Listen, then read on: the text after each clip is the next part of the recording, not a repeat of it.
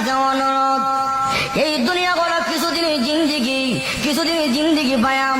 আপনি সালমান শাহ তালাশ করেন, নায়ক তালাশ করেন, মাগো স্মার্ট তালাশ করেন, এই দুনিয়া স্মার্টের জিন্দিগি নয়। আপনার স্বামী যখন সুন্নতে রঙে রঙিন হয়ে যাবে, নবীজির আমলে আমল হয়ে যাবে, দুনিয়াতে হবে শান্তি, পরকালে হবে শান্তি। কিয়ামতের মাঠে আল্লাহ রাসূল আপনার স্বামীকে চিনবে।